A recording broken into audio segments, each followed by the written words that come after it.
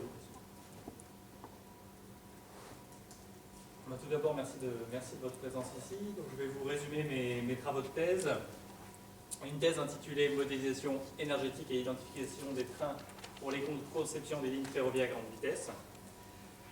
Donc une thèse CIFRE financée par Réseau Ferré de France et dans le cadre d'un partenariat un peu plus global entre Réseau Ferré de France et l'UFSTAR intitulé Améliorer l'efficacité énergie-carbone des investissements avec un volet usage, un volet infrastructure. On pourra y revenir un petit peu plus par la suite. Alors ma présentation va s'articuler autour de ces 5 principaux points. Je vais commencer par vous présenter le contexte et les objectifs. On va ensuite faire un peu un état de l'art des éléments de la bibliographie sur lesquels nous avons pu nous baser. Nous verrons ensuite une partie modèle, essai identification, avant de vous présenter les résultats et de conclure. Alors le contexte et les objectifs. Ce qu'il faut savoir tout d'abord, c'est que depuis 100 ans, on assiste à une très forte augmentation de la demande de mobilité. Nous sommes passés en gros de 4 km parcourus par jour et par personne à 25 km par jour et par personne dans le monde. Vraiment une forte augmentation de la mobilité. En Europe, on est même aujourd'hui à 35 km parcourus par jour et par personne. Le deuxième point, c'est que cette forte demande de mobilité a un impact en termes de consommation d'énergie. Par exemple, en France, c'est plus de 30% de l'énergie finale consommée. Donc le deuxième poste de dépenses énergétiques après l'habitat. Et le troisième point, c'est que plus de 80% de ces déplacements se font aujourd'hui par le mode routier. 3 conséquences directes, on peut dire. Le premier, c'est que le pétrole est une ressource non renouvelable, donc à long terme, il va tout de même falloir trouver une autre solution. Le deuxième point, c'est qu'on assiste à des problèmes au niveau d'émissions de polluants locaux, avec des problèmes de qualité de l'air dans les villes, etc., qu'on peut connaître. Et le troisième point, c'est qu'on a des rejets massifs de gaz à effet de serre, avec les changements, le problème de changement climatique, qu'on connaît également. Alors, dans ce contexte ferroviaire, dans ce contexte énergétique, pardon, et de transport, le ferroviaire a plusieurs intérêts. Le premier, c'est sa consommation d'énergie. Il y a une bibliographie assez riche qui compare les différents modes de transport d'un point de vue énergétique. Généralement, l'unité qui est utilisée ici, c'est le kilowattheure par passager kilomètre parcouru. Et donc, par exemple, sur cette référence, on s'aperçoit qu'on a presque un rapport de 10 entre la consommation en train voyageur qui se déplacerait en train ou en avion.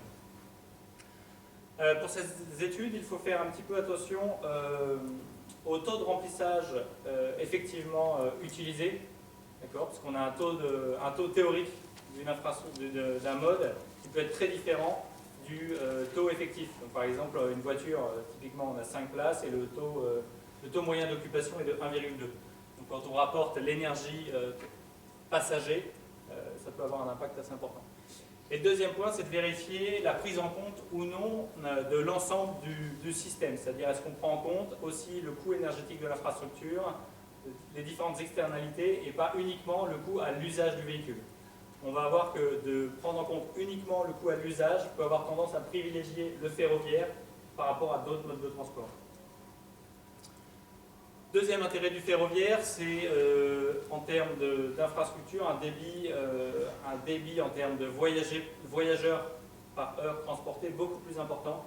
On est plus du double que le mode routier. Donc avec Shinkansen, ils annoncent plus de 30 000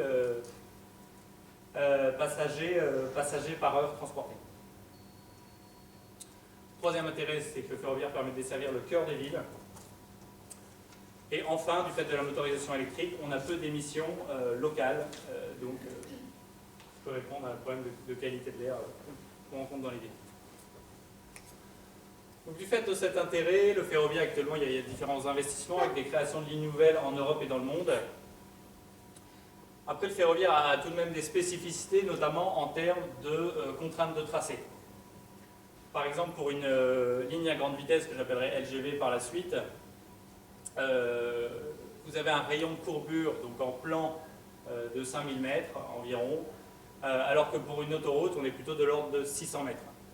La même chose pour le profil en long, c'est-à-dire la déclivité, elle est au maximum de 3,5% sur une LGV, alors qu'on est sans problème sur du 5% pour une autoroute.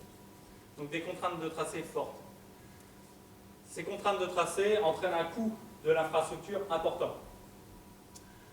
Et même dans le cas extrême du ferroviaire urbain, il y a par exemple cet auteur qui montre que l'usage, donc vraiment la consommation de la circulation des trains, devient minoritaire par rapport à l'ensemble des autres coûts. Donc on s'aperçoit que dans le mode ferroviaire, il est important de prendre l'ensemble des coûts énergétiques, donc l'usage et l'infrastructure. Donc si je résume un petit peu mon objectif, c'est à partir d'un terrain naturel, être capable de proposer un tracé que l'on peut considérer optimal d'un point de vue énergétique. Cet objectif-là, on l'a décomposé en sous-objectifs. Le premier, c'est d'être capable d'évaluer le coût énergétique de l'exploitation. Donc à partir de tracés, trafic, de type de train, être capable d'avoir l'énergie de la circulation des trains. Le deuxième point, c'est à partir d'une infrastructure, de type de train, les volumes de terrassement qu'on peut avoir, etc. D'être capable d'évaluer le coût énergétique de cette infrastructure. Et le troisième point, c'est l'optimisation, je propose un nouveau tracé. Alors pour ma part, j'ai contribué à l'évaluation de l'exploitation et de l'optimisation. Cette partie-là a été faite dans le cadre du partenariat RFF-ILSA. Alors maintenant, je vais vous présenter les éléments de la bibliographie sur lesquels nous avons pu nous baser. Alors, si je reviens un petit peu sur l'évaluation de l'exploitation, on peut décomposer cet objectif en un premier sous-objectif qui est l'évaluation au niveau du pantographe, au niveau du captage de l'énergie par le train au niveau de l'infrastructure. Donc, c'est-à-dire un modèle de train qui, à partir du tracé, donc en long, en plan comme on l'a vu, des consignes de vitesse, le nombre de trains, le type de train, être capable d'avoir l'énergie consommée au niveau du pantographe. La deuxième étape, c'est à partir de cette énergie pantographe, remonter à l'énergie primaire consommée. Donc là, on veut prendre en compte les pertes qu'on a caténaires, sous-station, au niveau du réseau RTE et jusqu'à la production d'électricité. Alors, concernant le premier point, malheureusement, il y a peu de bibliographie sur un modèle de train qui prend en compte le coût énergétique. Généralement, les valeurs qui sont utilisées, en fait, ce sont des valeurs constantes en termes de kilowattheure par kilomètre parcouru par le train, mais on n'a pas trouvé de modèle dans la bibliographie énergétique d'un modèle de train qui dépend du profil, de la vitesse, etc. On a trouvé juste une seule valeur, cette valeur-là, pour un TGV assez ancien, puisqu'il s'agit d'un TGV réseau, et donc un modèle qui ne dépend pas du profil. En revanche, sur la partie entre l'énergie pantographe et l'énergie primaire, là on a une bibliographie assez riche qui va nous permettre d'évaluer les pertes énergétiques que l'on a tout au long du système, à la fois au niveau de la caténaire, des pertes au niveau des transformateurs, des sous-stations, etc., jusqu'à la production d'électricité. Il faut savoir que la majorité des pertes s'effectue au niveau de la production d'électricité, du fait des centrales thermiques utilisées majoritairement en Europe pour produire l'électricité. Donc on a un ratio de 3 entre l'énergie primaire consommée et l'énergie utile. Alors, nous n'avons pas trouvé d'éléments bibliographiques qui nous donnent un modèle de consommation de train. Par contre, il y a différents modèles dynamiques. Donc généralement, c'est un modèle masse ponctuelle qui est utilisé pour expliquer le comportement du train, notamment pour faire des études de profil de vitesse, des fiches horaires, etc. Donc tout simplement, c'est le principe fondamental dynamique qui est appliqué. Donc on a M gamma égale la somme des forces. On retrouve Fm qui est la force motrice, force développée par les motrices, la résistance de l'avancement. Donc on va retrouver les frottements aérodynamiques et mécaniques, et le poids. La masse M, on ajoute à la masse M le facteur K, ce facteur K là, qui permet de prendre en compte l'inertie des masses tournantes, l'énergie cinétique qu'on a supplémentaire du fait de la rotation des essieux, des moteurs, etc., des éléments en rotation au sein du train. Donc un modèle mécanique masse ponctuelle utilisé. Concernant la résistance à l'avancement, Généralement, c'est un modèle de perte frottement quadratique en vitesse qui est utilisé, avec ABC des coefficients empiriques qui dépendent du train, mais aussi des conditions météorologiques, notamment dans le terme C qui représente plutôt les pertes aérodynamiques. Donc là, une bibliographie assez riche sur cette résistance à l'avancement. L'effort mécanique, maintenant, donc on trouve l'effort mécanique disponible à la jante, donc en fonction de la vitesse. On peut trouver des cartographies sur différents types de matériel roulant. Mais malheureusement, peu d'éléments qui nous permettent de remonter à l'énergie pantographe. Donc entre la force mécanique développée par le train et l'énergie consommée au niveau du pantographe. Donc pour résumer, généralement un modèle dynamique utilisé pour le trafic, mais pas pour faire de l'évaluation énergétique. On constate également qu'on a peu de justification de validation de ce modèle masse ponctuelle. C'est un des points sur lesquels nous avons essayé de répondre dans la thèse. Le deuxième point, c'est donc comment obtenir la consommation d'énergie à partir de la force motrice. Et troisième point, et là le plus important, c'est que, comme je l'ai dit tout à l'heure, les coefficients très anciens sur des matériels roulants anciens et très peu de choses sur la grande vitesse, alors que nous on s'intéresse tout de même à la grande vitesse voyageur. Alors je vais maintenant vous présenter la partie modèle. Nous allons d'abord voir un peu la partie mécanique, on passera ensuite à une partie électrotechnique, donc la chaîne de traction. Alors, la première chose que nous avons voulu vérifier, c'est que les hypothèses, pour appliquer les lois de Newton, il faut vérifier que le repère d'étude est galiléen. Donc vous avez ici le repère géocentrique de la planète Terre, un repère terrestre ici, RT, avec θ qui correspond à nos latitudes qu'on a à environ 45 degrés en France. Et donc nous avons vérifié que les accélérations d'inertie d'entraînement et les forces de Coriolis étaient bien négligeables dans notre cas d'étude, ce qui n'est pas trivial au vu des vitesses et des masses en jeu dans le cas de la circulation de train.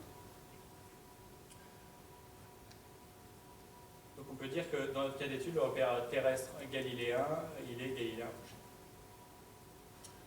On définit ensuite un deuxième repère, donc un repère mobile, lié au train. Le centre du repère mobile va être le centre d'inertie du train. Vous avez ici le repère terrestre. On retrouve alpha qui correspond à la déclivité de la voie, donc le profil en long. Nous avons également représenté donc, le sens d'avancement du train ici. Donc on a un train qui circule vers la droite. Donc des forces de résistance à l'avancement qui s'oppose à la vitesse du train. Force motrice que nous avons ici représentée dans le sens d'avancement du train. On suppose que le train est en traction. Et le poids.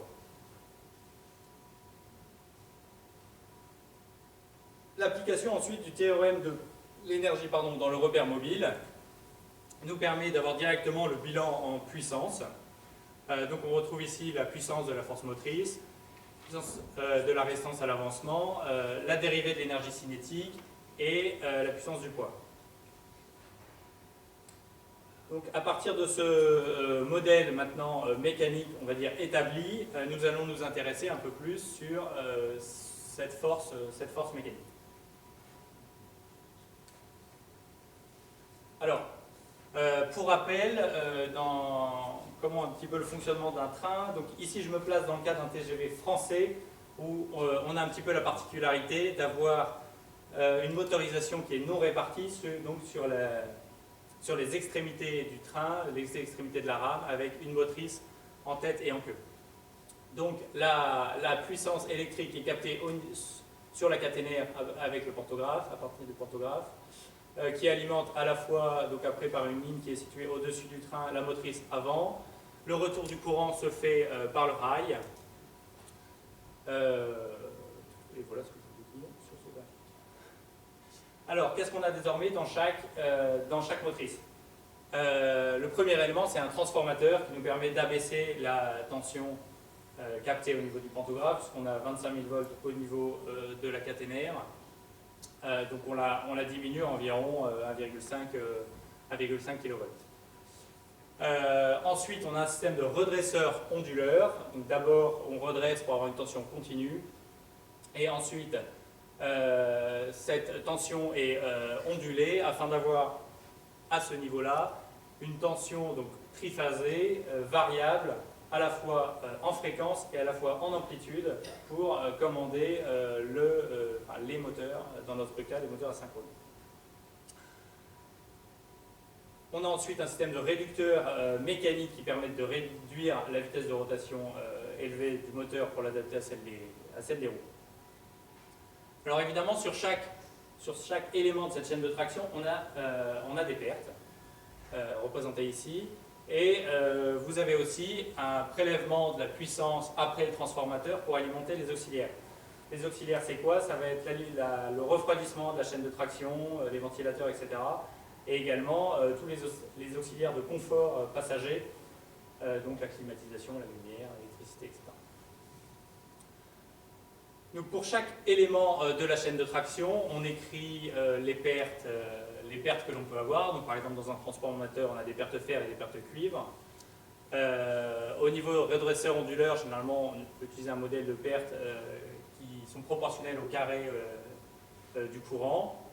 Et au niveau du moteur, on va avoir également des pertes fer, des pertes cuivre et également des pertes du phénomène d'hystérésis au sein du moteur. C'est pour ça qu'on retrouve la vitesse du train V, donc c'est-à-dire la vitesse qui correspond à la vitesse de rotation du moteur. On peut ensuite effectuer un bilan de puissance entre la puissance captée au niveau du pantographe et la puissance développée au niveau des roues. Donc la puissance pantographe moins les différentes puissances que j'ai évoquées précédemment.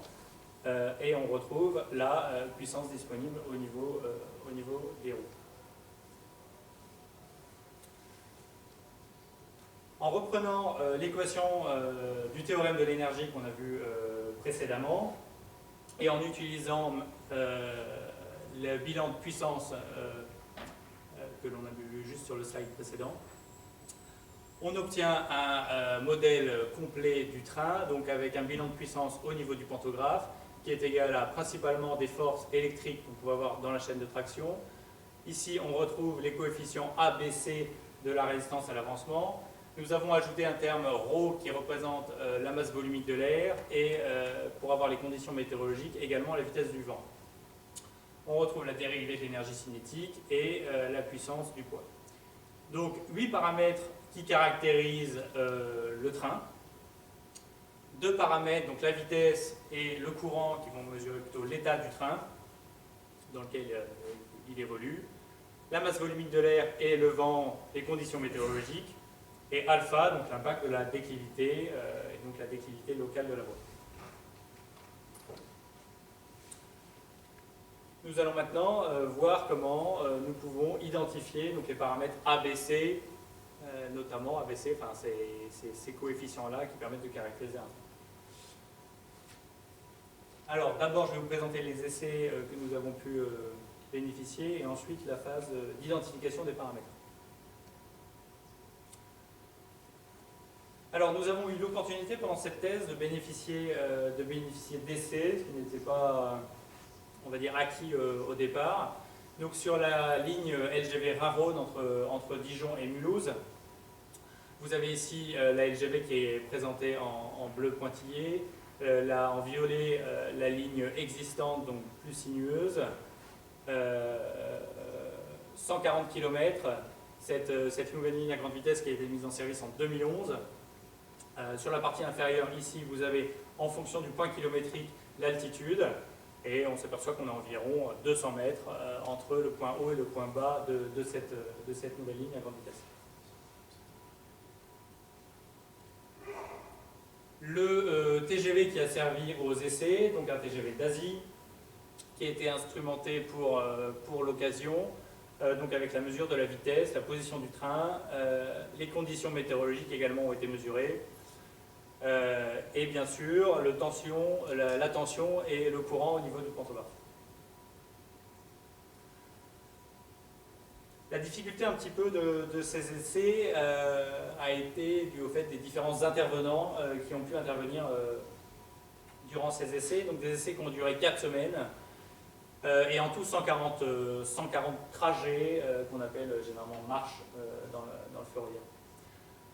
Donc tout d'abord Inexia, et donc ici 3 équipes d'Inexia qui nous ont pu nous fournir une partie des données, Réseau Ferré de France et des données météorologiques auprès de Météo France. Il a fallu ensuite, l'objectif étant d'homogénéiser ces données pour pouvoir les traiter. Donc par exemple, si je vous donne l'exemple du profil, le profil de la ligne à grande vitesse obtenu par le schéma d'armement opérationnel de Réseau Ferré de France, ce qui nous permet d'avoir la déclivité locale de la voie, mais pour ça il faut connaître la position du train. Et donc pour connaître la position du train, on utilise des données qui viennent d'une partie de l'équipe d'Inexia qui là nous donne la position relative, que l'on couple avec une position absolue qui nous est donnée par une autre équipe d'Inexia. Donc un peu une difficulté d'homogénéiser ces données pour, à la fin, l'objectif étant d'avoir le temps, la position, la vitesse du train, la puissance pantographe, le courant, la masse volumique de l'air, le vent et la déclivité locale de la voie. Donc l'objectif c'est d'avoir un vecteur avec toutes ces données. Une fois que nous avons pu effectuer ce travail de traitement des données, nous sommes passés à une phase d'identification. Pour cela, nous avons utilisé la méthode des moindres carrés linéaires, donc une méthode simple du fait de notre modèle linéaire. On a une bibliographie riche et importante sur cette méthode, et qui est classiquement utilisée en robotique. Alors vous avez ici le vecteur des paramètres du modèle. Donc on retrouve 3 paramètres, ABC, coefficient de résistance à l'avancement, une puissance constante, DDU qui représente des paires proportionnelles au courant, et R proportionnel au carré du courant. Donc 6 paramètres que nous avons voulu identifier. La matrice d'observation ici, on retrouve la masse du train, la vitesse, masse volumique de l'air, le vent, etc. Et une sortie du modèle, donc on retrouve la puissance pantographe, la dérivée d'énergie cinétique et la puissance du poids. Pour vérifier la qualité de notre identification, nous avons calculé différentes normes en puissance et énergie, l'écart type de chaque paramètre et le conditionnement des matrices. Donc par exemple ici vous avez la norme relative du résidu en Y avec Y chapeau, le Y estimé. Excusez-moi, la matrice variance, on a ici l'écart type et donc un écart type relatif pour chaque paramètre identifié. Voici la superposition dans le plan vitesse-position des 140 marches utilisées pour l'identification. L'objectif ici étant de vérifier que notre modèle est correctement excité afin d'identifier correctement les paramètres. Donc on retrouve les 140 km linéaires de la voie et des essais qui vont de 0 à presque 360 km par heure, parce que je suis en mètres par seconde. Donc l'objectif c'est de vérifier qu'on a à la fois un balayage en vitesse et à la fois un balayage en position pour vérifier que l'ensemble de la ligne est parcourue. Juste rapidement, un peu une caractéristique, ici on a un ensemble de trains qui va s'arrêter au même endroit. C'est dû à l'organisation des essais où en fait au début des essais il n'y avait qu'une partie de la ligne qui était électrifiée.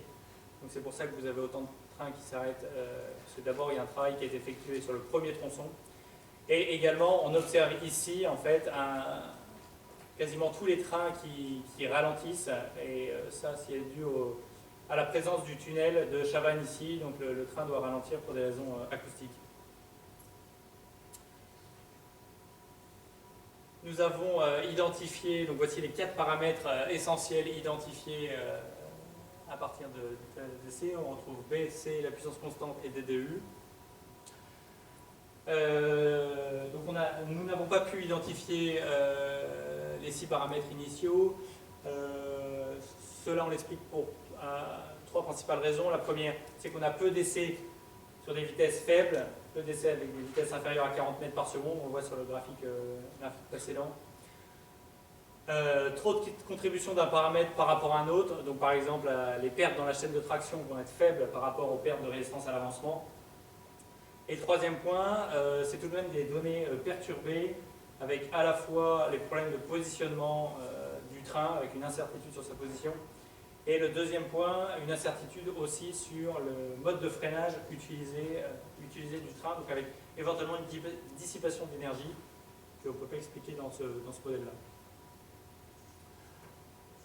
Je vous ai ici présenté la valeur des paramètres essentiels, l'écart type, l'écart type relatif, deux normes également en Y et au niveau de la puissance pantographe. Donc on voit qu'on a un modèle tout de même assez bon qui permet d'expliquer plus de 95% de l'énergie consommée sur l'ensemble des essais. Donc clairement, ici, à partir d'autres essais, on est capable d'identifier rapidement les paramètres d'un autre train. Je vais maintenant vous présenter un petit peu les différents résultats et applications que nous avons pu faire à partir de ce modèle. On verra dans un premier temps un modèle de conducteur qui nous permet ensuite d'évaluer un trafic ferroviaire. Une autre application a été l'estimation de variantes dans le cadre d'un projet dans le sud de la France. Et enfin, une application sur une méthode d'optimisation. Alors, si je reviens un petit peu sur mon modèle d'évaluation de l'exploitation, nous avons désormais des coefficients pour un train récent avec nos paramètres que nous avons identifiés ici. Donc, ce qui nous permet de compléter ce bloc-là.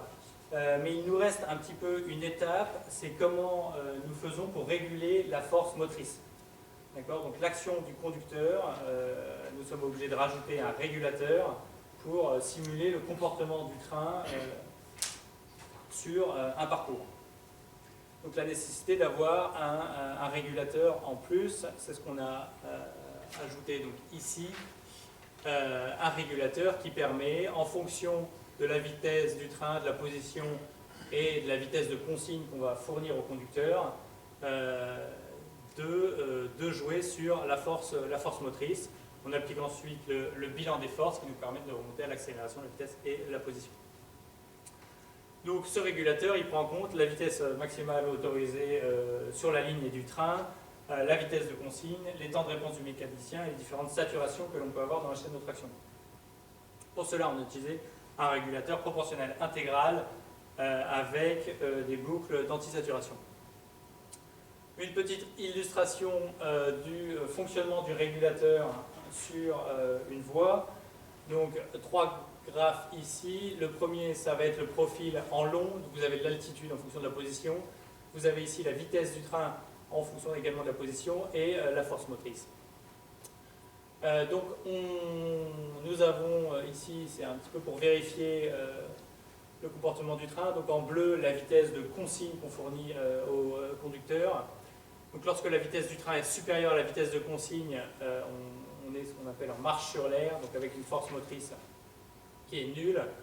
Si la vitesse du train passe en dessous de la vitesse de consigne, on a donc la chaîne de traction qui se met en marche avec ici une force motrice. Et on peut voir, sur la dernière partie par exemple, on est en régulation par rapport à la vitesse de consigne qui est donnée, sans dépassement de notre vitesse de consigne. Donc ça, nous avons vérifié que ça correspondait bien à un comportement normal, on va dire, d'un conducteur, notamment à partir des essais que nous avons eus, on a pu voir un petit peu le comportement d'un conducteur. Une fois que ce modèle de conducteur est fait, les applications possibles sont assez variées. Donc ici, par exemple, deux applications possibles.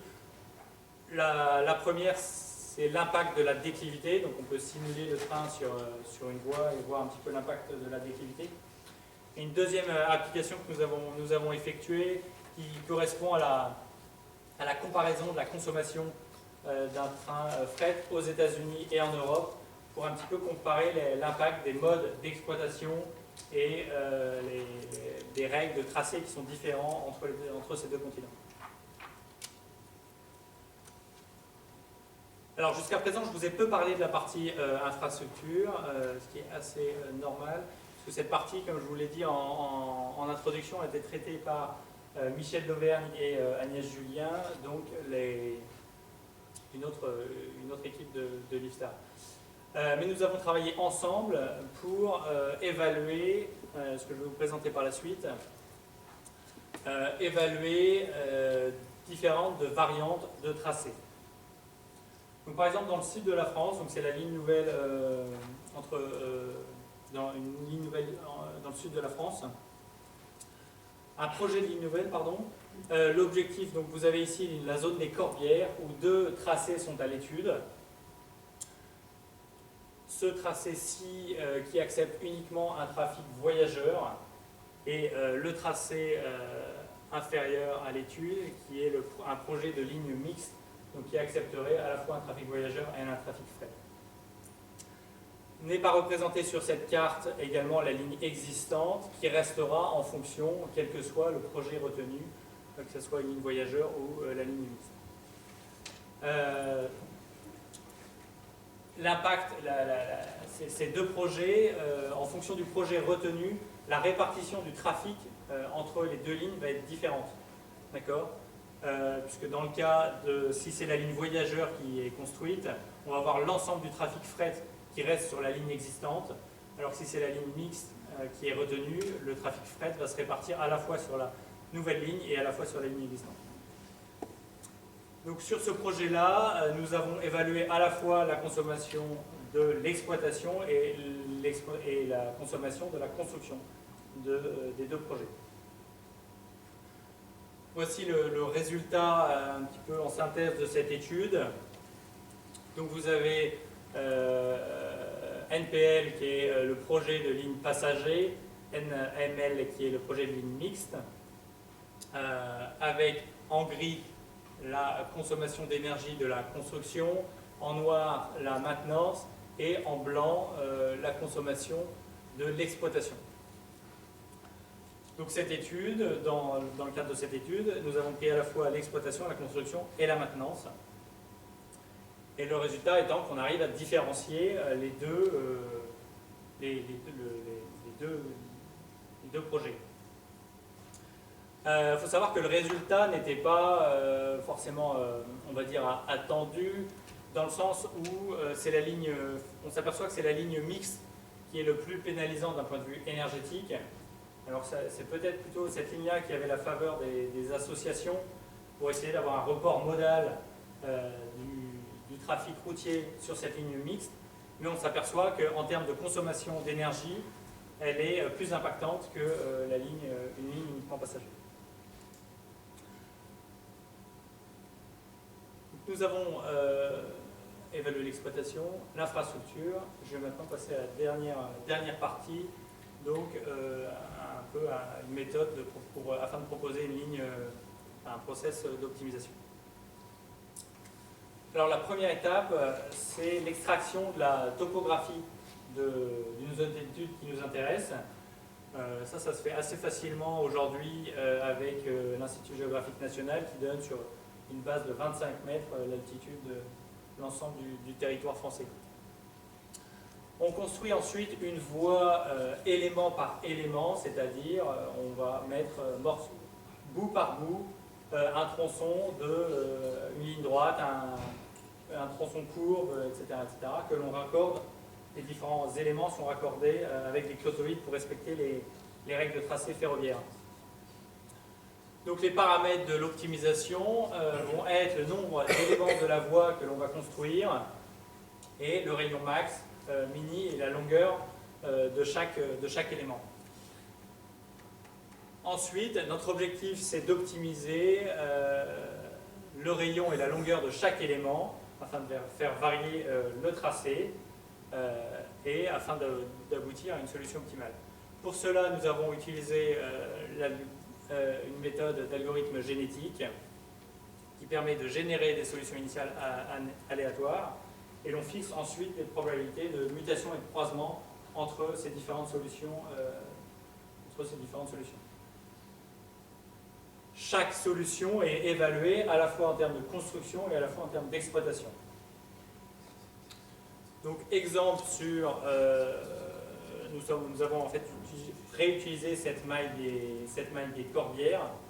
Donc, vous avez une zone d'étude là de 15 km sur 30 km environ. Donc, on extrait la topographie de cette zone d'étude. On trace ensuite la voie.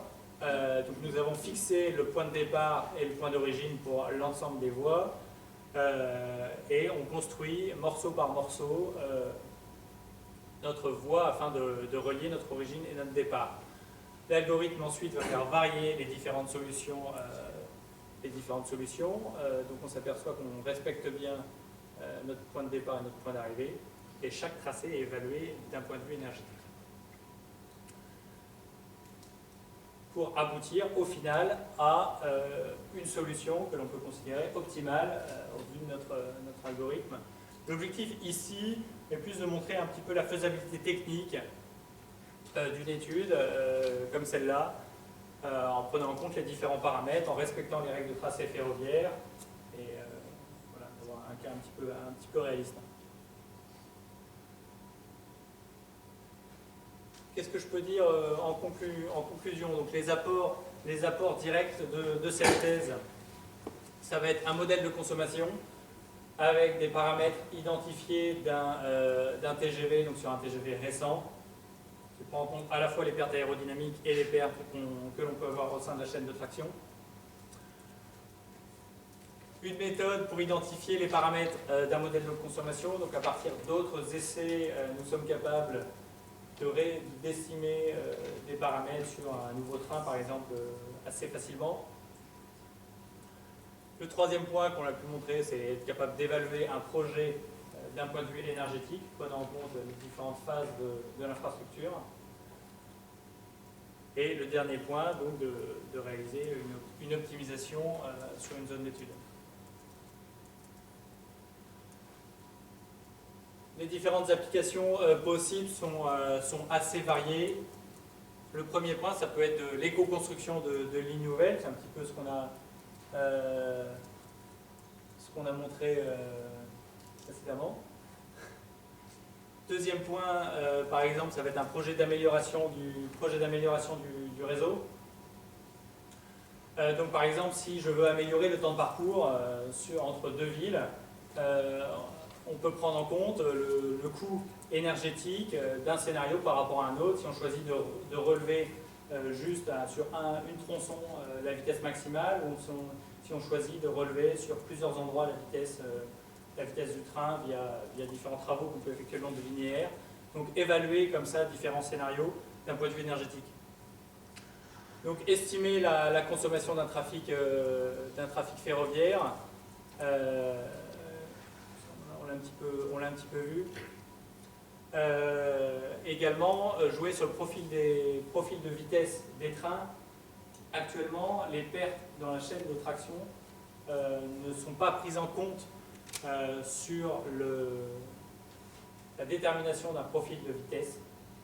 Et avec le modèle qu'on a identifié prenant en compte les pertes dans la chaîne de traction, nous pourrions prendre en compte ces pertes-là pour optimiser le profil de vitesse.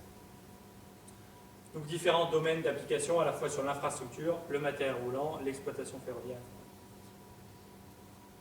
Merci de votre attention.